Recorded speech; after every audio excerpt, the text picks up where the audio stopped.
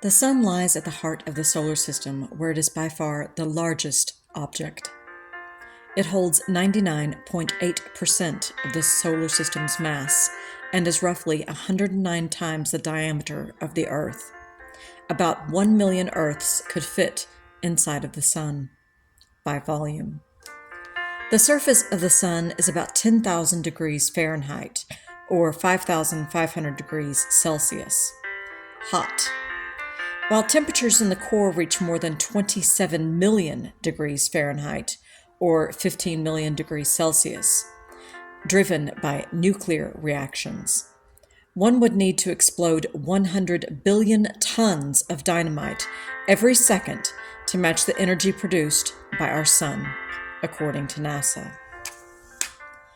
The Sun is one of more than 100 billion stars within the Milky Way.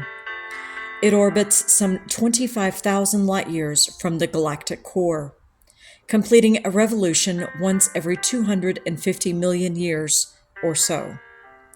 The Sun is relatively young, part of a generation of stars known as Population 1, which are relatively rich in elements heavier than helium. An older generation of stars is called Population 2, and an earlier generation of Population 3 may have existed, although no members of this generation are known.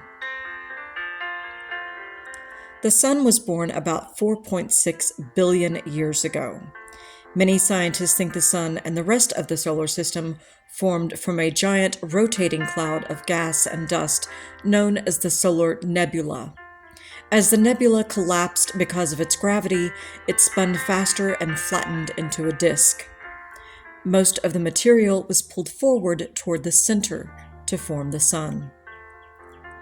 The Sun has enough nuclear fuel to stay much as it is now for another 5 billion years.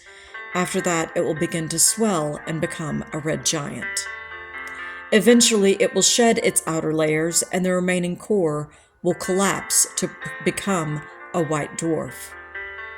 Slowly, the white dwarf will fade and will enter its final phase as a dim, cool, theoretical object, sometimes known as a black dwarf.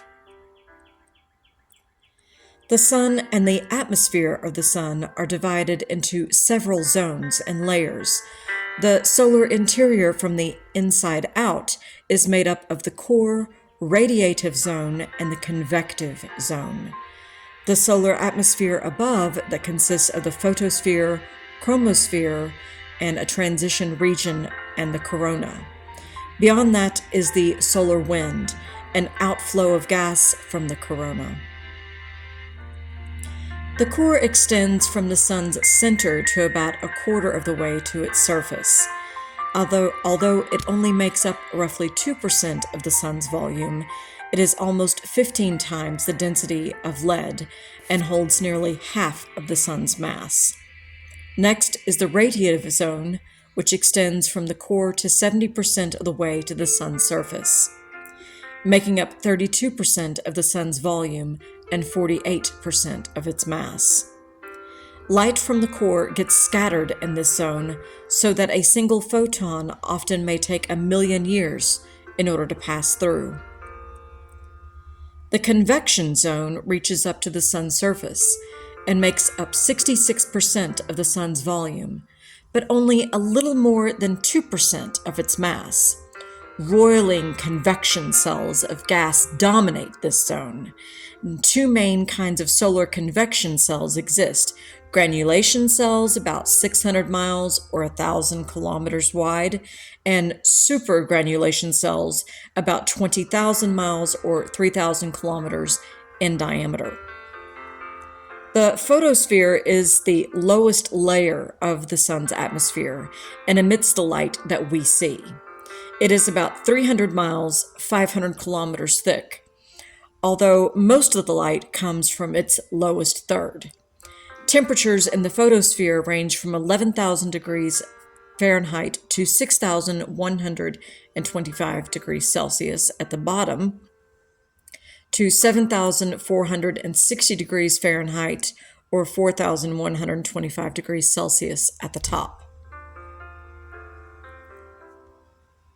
Next up is the chromosphere, which is hotter, up to 35,500 degrees Fahrenheit, or 19,725 degrees Celsius, and is apparently made up entirely of spiky structures known as spicules, typically some 600 miles or 1,000 kilometers across and up to 6,000 miles or 10,000 kilometers high. After this is the transition region, a few hundred to a few thousand miles thick, which is heated by the corona above and sheds most of its light as ultraviolet rays. At the top is the superhot corona, which is made of structures such as loops and streams of ionized gas.